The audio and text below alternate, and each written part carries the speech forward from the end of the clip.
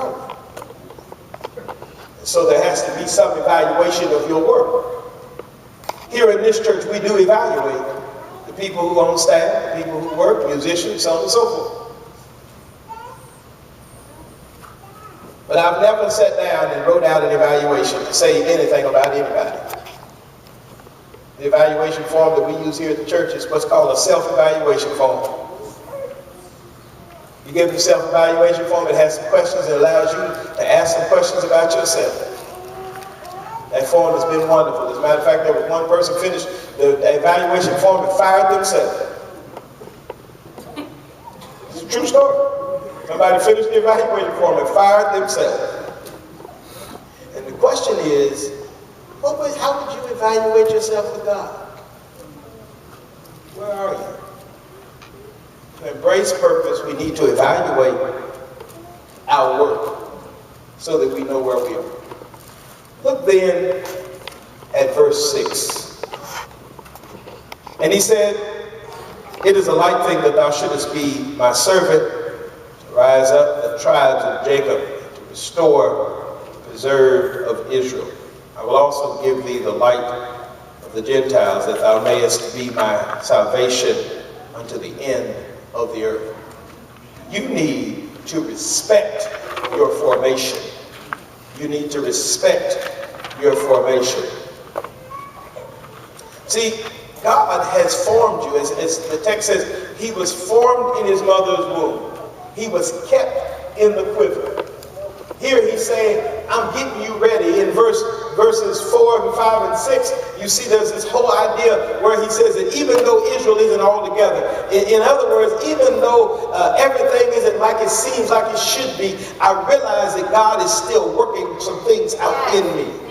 See, every now and then you'll realize that life does not come like you want it, and it might not all be stacked up like you want it to be, Pastor Haynes, but the fact is, when we realize that God is forming us and he's doing something with us, sometimes you might be moved one way and shifted the other way, but the fact is, as long as God's hand is on you, then the moving and the shifting that you're going through, Sister Harris, is okay, because he's just preparing you to continue to do what he's called you to do. See, the fact is, there are times when we got to respect the formation. One writer says that, sometimes he will have to destroy it to put it back on the wheel, and the potter's hands will fix it and put things back like it ought to be put and reshape. Sometimes we got to go back to go forward. Sometimes there's got to be some crushing in order to bring something wonderful out of it. The little girl sang that song about them olives. Sometimes the olive got to be crushed in order to get a good olive oil. Lemon got to be cut to get good lemonade. See, sometimes your life might be going through some transformation and you're trying to figure out, well, why is God moving me? Why is God reshaping me? Stop trying to do it on your own and let God lead you and direct you. See, because if everything you think you want, the sad part is God might actually give you what you want. And I'm going to tell you, some of the most dangerous times in my life is when I got what I wanted. You ought to thank God that the Lord didn't give you what you wanted. Sister Lisa, I'm glad for Facebook these days. As I look back to them high school years and some of them things that I wanted, I'm glad I didn't get it. Some things in this life you ought to be thanking God that he didn't give it to you. Ought to be shouting that he didn't give it to you. There's some houses that I want, and I'm glad that he didn't give it to me. Shoot. I'm thanking God for the, as I call it, without the E, Kelly on the, what's electric? Electric is what you look up and that electric running through them lights. I'm thanking God to be able to afford them 5 or 6 lights I do have over at the house. Lord knows I don't need no more lights. Somebody said the other week, somebody was living in a 23-room house. I said, well, thank God for them. But I'll take the 3 rooms I got. See, sometimes we're trying to get God to give us something else when we ought to be thanking God for how he's forming us now. Sometimes you want to do something that you're not prepared to do. I'm so glad that I pastor this church and I have these preachers in the pulpit, because the fact is I've been in a lot of churches where there's some thirsty preachers.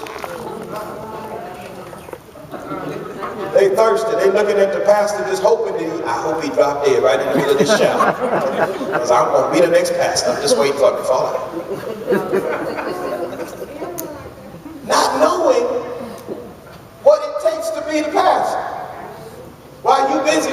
be somebody else, you don't know what it takes to be them. You trying to be that woman's husband when that woman's husband already praying like mad to keep that woman. You been lost your mind if you got that person you thought you wanted. You don't know what it takes to be somebody else. Be glad with who God has made you. You don't know what it takes to take on the purpose of somebody else. Be glad for the purpose that God has gave you. He's forming you to do what he's uniquely called you to do. Be excited about what God has called you to do. But then look at verse 6. Verse 6 says this. And he said, it is a light thing that thou shouldest be servant. Rise up the tribes of Jacob, that should be restored, and so on and so forth. And then down at the bottom he says, I will also give thee for a light to the Gentiles, that thou mayest be my salvation unto the end of the earth. You need to be a gift. You need to be a gift. He said, I'll give you to the Gentiles as a light. I'll give you to the Gentiles for a light. Most of the people in this room, if you join the church, you call yourself a what? A Christian. You call yourself a Christian, right? You're not supposed to be following after Christ with the Holy Spirit in you. Well, according to John 3:16, do you know that God gave his only begotten son? He gave his son. He gave his only begotten son. He loved the world so much that he gave his son in order to bring life to the world. So if we're following in the footsteps of Christ and we're supposed to be Christians, then the fact is, Brother Montrell Jr., as he calls us to be Christians and to follow Christ, that means he's also calling us to be a gift. That's right. You're not supposed to be a curse. Nobody should be saying, Sister JC, I hate to see them coming. Now, at one point in time, you may not know which side of that equation you on. But at some point in time, there's somebody in your life that you hated to see coming. Because they were negative, because they were nothing but leeches. Just taking everything out of you.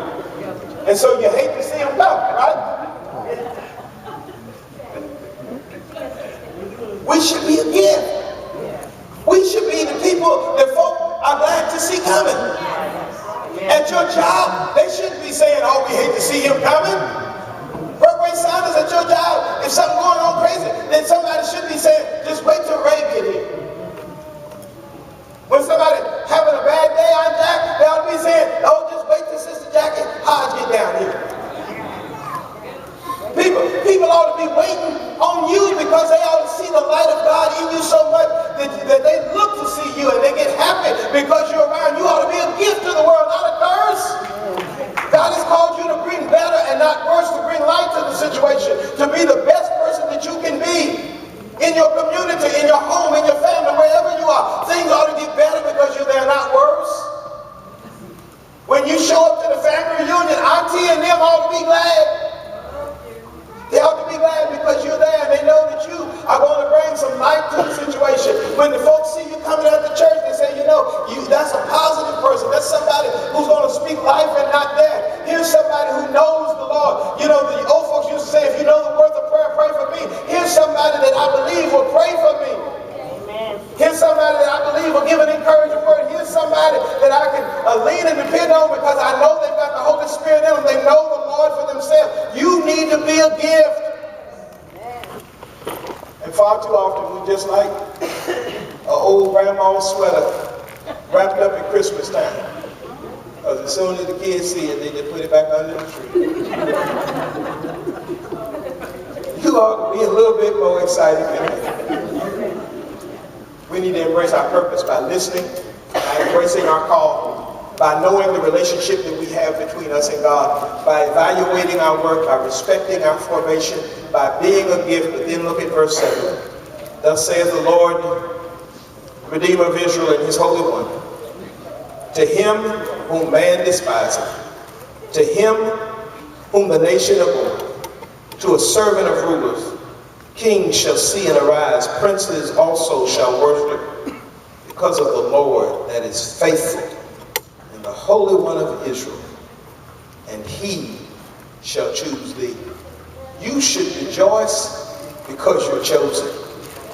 You should rejoice because you're not just something that came about because of happenstance. You're not just some kind of mistake on the world stage. You're not just something that just happened no matter what folks might have told you in the past. The fact is you are beautifully and wonderfully made. That God chose to make you. He chose to save you. He chose to redeem us. And someday he'll choose to come back and get us again. And because of that, we need to embrace our purpose. It does not matter what man might say. It doesn't matter what might be going on in the world. The fact is God has chosen us, and he'll take care of us until the day that he shall return. Let me tell you, saints, brothers and sisters, there's a whole lot going on in the world today. I couldn't believe last night as I was looking at the news, I couldn't believe that John Lewis, our good congressman and our hero, so to speak, had been disdained by the mouth that talks all kind of crazy stuff, that he had finally went a little bit too far. I said, Lord have mercy, I just cannot believe that you say something about a man like that. Even the folk on the other side of the aisle, across the aisle, to say, y'all not did that, y'all not talk about that man like that. But you know what? Let me tell you something. Doesn't make any difference what Satan thinks he might be getting ready to do. God is still in control, and he will choose to do what he wants to do. We are his people and the sheep of his pastures, and as long as we stay with King Jesus, he's going to take care of us both day and night. But we have a purpose to do. He's called us to speak up and to speak out and to speak for truth, to praise God, and to realize that it is about God and not about us. This morning, my wife asked me, she said, what if they called you over to that big house and they wanted some comments and some words from you?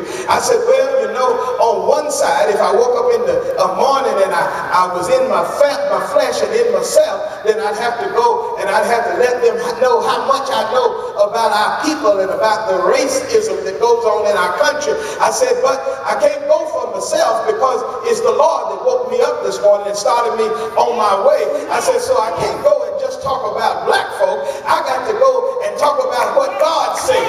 And so I said, when I walked in the door, I'd have to tell you this, that God said that we ought to love God with all our heart, mind, and soul, and we ought to love our neighbor as ourselves. If you're worried about sexism, you can ask about love. If you're worried about racism, ask about love. If you're worried about the Mexican, the Jew, or the black, it's still about loving our neighbor as ourselves. Jesus said it. I didn't say it, and his words are still true. If we seek to love like he called us to love, both God and neighbor, then we'll be all right. He's called us to a purpose, and that is to love. But then he said, go ye therefore, teach all nations, baptizing them in the name of the Father, the Son, and the Holy Ghost, teaching them to observe all things. If we do what God has called us to do, if we turn from our wicked way, if we look toward heaven, then we'll realize that God will do the rest. Seek after him and his righteousness, and all other things will fall into place. So we need to embrace our purpose. He's called us for his good pleasure. He's called us to fulfill his commandment and his law. And that law is love.